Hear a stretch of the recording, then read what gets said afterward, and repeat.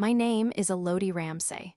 I'm 34, and what happened last Thanksgiving changed my life in a way I never expected.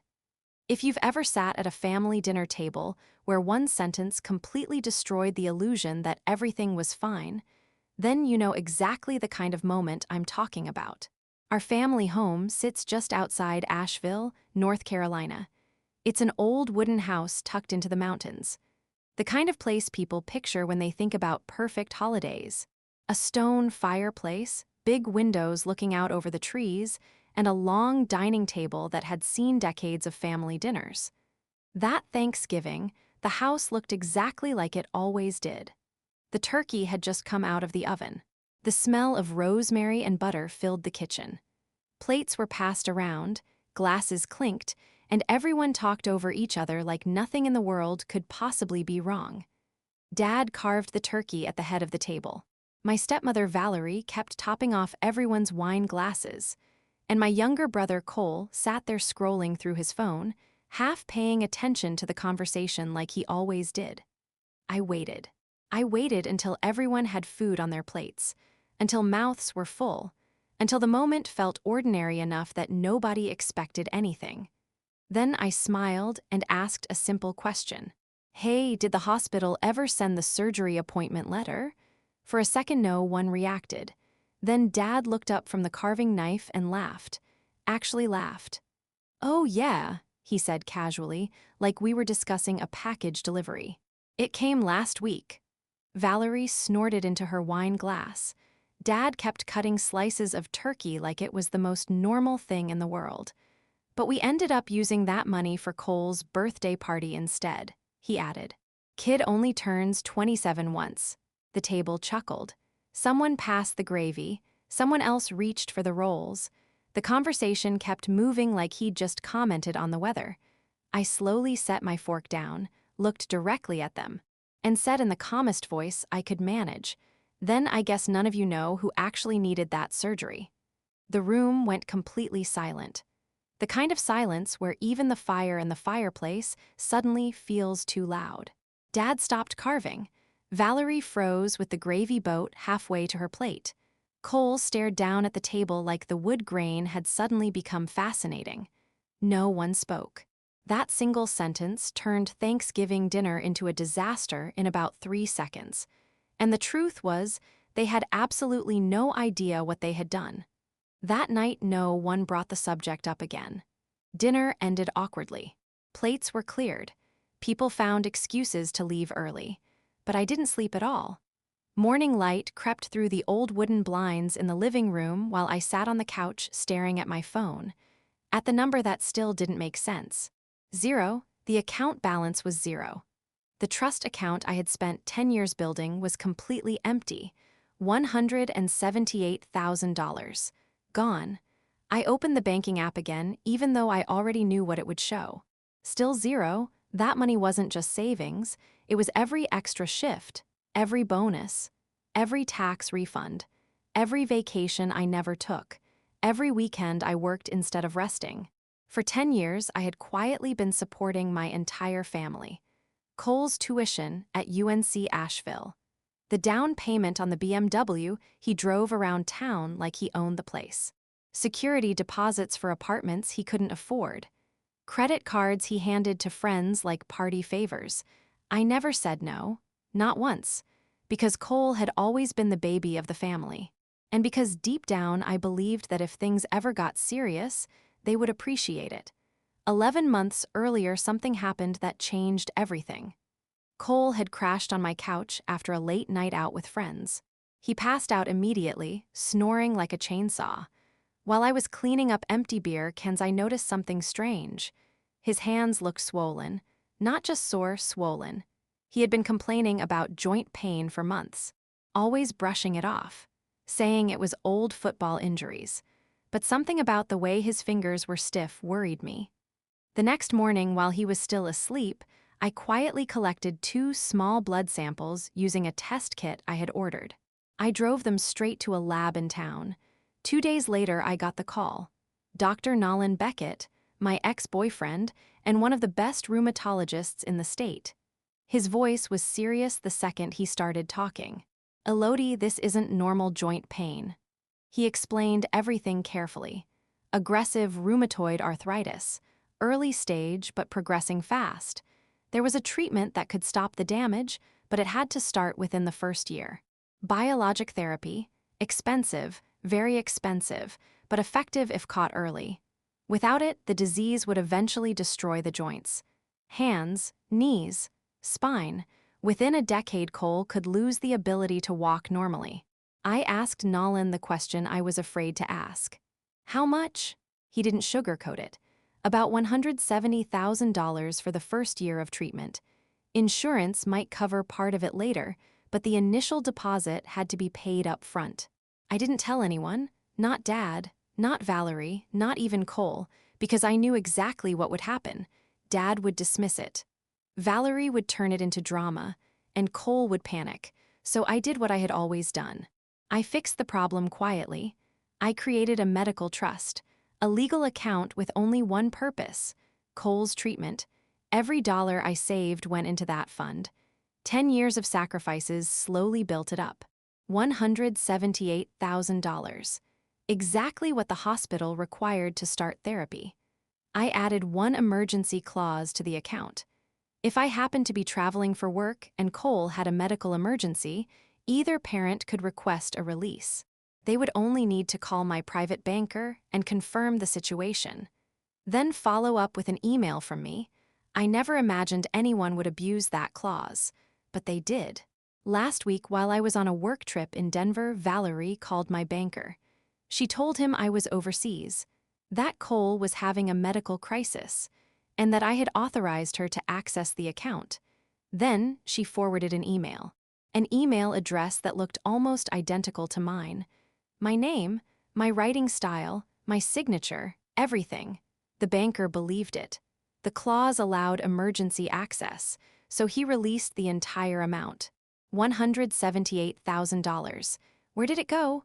Cole's birthday party, a luxury lodge in the mountains, an indie band flown in from Nashville, fireworks over the Blue Ridge Mountains, 300 guests, open bar, catered dinner, influencers everywhere posting videos. I opened Cole's social media page and watched the stories. Him crowd surfing, him spraying champagne, a giant neon sign behind him that read, 27 and unstoppable. He had no idea the money paying for that party was supposed to save his joints, his future, possibly his ability to walk. I stared at the screen until the battery died, and for the first time in my life, I didn't cry. I didn't yell. I just felt something inside me shut off completely. That was the moment I decided something important. From that day forward, they were on their own. 2 nights later, someone started pounding on my door at 2 in the morning. I already knew who it was. When I opened it, Dad, Valerie, and Cole were standing there. Angry, drunk, and demanding answers. And that was when things started getting truly ugly. Because cutting them off financially wasn't the end of the story. It was only the beginning. Dad's fist slammed against my front door again, harder this time. Elodie, open the damn door. It was 2 in the morning. The hallway outside my apartment echoed with the sound, and I could already imagine my neighbors peeking through their peepholes. I took a slow breath before unlocking the door. The second it opened, Valerie pushed past me like she owned the place. Cole followed behind her, pale and sweating, still wearing the same leather jacket from the party videos I had watched the night before. Dad stepped in last, shutting the door behind him with a heavy thud. No one said hello. No one asked how I was. Valerie was the first to speak. "What the hell did you say at Thanksgiving?" she snapped. Her voice was sharp, but there was something underneath it now. Fear. Dad crossed his arms. "You embarrassed this family," he added. I leaned against the kitchen counter, arms folded, studying their faces. Cole looked exhausted. His eyes were red like he hadn't slept. Dad looked angry. Valerie looked nervous. "Interesting. You emptied the medical trust," I said calmly. The room froze. Cole frowned. "The what?" Dad's jaw tightened. Valerie's face went pale. "You told the bank there was a medical emergency," I continued. "Then you used the money for a birthday party." Cole's head slowly turned toward Valerie. What is she talking about? Valerie immediately snapped back. Don't start blaming me. Dad stepped forward. That money was family money, he said firmly. No, I replied. It wasn't. The silence stretched. Cole rubbed his temples. Wait, what trust? He asked again. I walked over to the dining table and placed a folder in front of him. Inside were the medical reports. Lab results, doctor notes, treatment estimates, everything. Cole opened the folder slowly. At first he looked confused. Then his eyes began scanning the pages faster and faster. Finally he looked up. What is this? I answered simply. Your diagnosis. The color drained from his face. What diagnosis? Dad snorted. Don't start with this medical nonsense again. Cole ignored him, staring straight at me. Elodie, my voice stayed calm, you have aggressive rheumatoid arthritis. The words seemed to echo around the room. Cole laughed nervously. That's not funny. I'm not joking. Valerie stepped forward. This is ridiculous. I slid another document across the table, a lab verification, 2 separate tests, signed by Dr. Nolan Beckett. Cole read the name out loud. Nolan Beckett? He looked at me again. Your ex? Yes. Cole's breathing grew uneven. So what, he just diagnosed me because you asked him to? No, I said quietly. The blood work did. Dad slammed his hand on the table. This is insane. He pointed at me. You're lying because you're mad about that stupid account. I shrugged. You're welcome to call Nolan. No one moved. Cole stared down at his hands, slowly flexing his fingers, testing the stiffness. How long? He whispered. About 11 months, I said. You needed treatment before the 1-year mark. And the trust, that money was for your therapy. The silence that followed felt heavier than anything before. Cole slowly leaned back in his chair. His voice came out hollow. You're telling me that my birthday party was paid for with my surgery money? No one answered. Valerie finally spoke. We didn't know, her voice cracked. We thought the account was just savings. I tilted my head slightly. You told the bank there was a medical emergency. Valerie looked away. Dad rubbed his forehead. This doesn't change anything, he muttered. Cole looked up sharply. What do you mean? Dad gestured toward me. She set this up to control you. Cole stared at him in disbelief. Control me? Dad nodded. She's always been jealous. I almost laughed. Jealous? Of what exactly? Cole pushed the folder away. So what now? I didn't hesitate. Now the account is empty. Valerie's voice rose. Well, fix it. I blinked. Fix it? Yes, you're the one who set it up. That's your brother. I shook my head slowly. No, the word landed like a hammer. No, from now on, I continued, he's your responsibility. Dad's face turned red. You can't just walk away. I already did. Cole stood up suddenly. His chair scraped across the floor. You're serious? Yes. His voice dropped to a whisper. You're letting me get crippled. The accusation hung in the air. For a moment, I almost felt something. Almost. But then I remembered the fireworks. The champagne, the neon sign. 27 and unstoppable. I spent 10 years preventing that, I said quietly. You spent one night destroying it. No one spoke.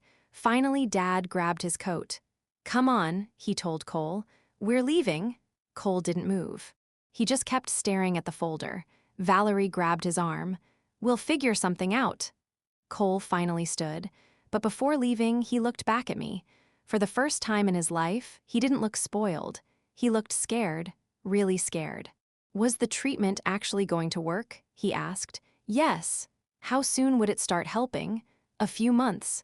And now, I held his gaze, now you'll have to figure that out. They left without another word. The apartment felt strangely quiet afterward. I expected to feel guilty, relieved, something. Instead, I just felt calm. For the first time in years, the weight of carrying my entire family wasn't on my shoulders anymore. And the truth was, the story didn't end there. Because a week later, I received a call from Nolan, and what he told me next changed everything again.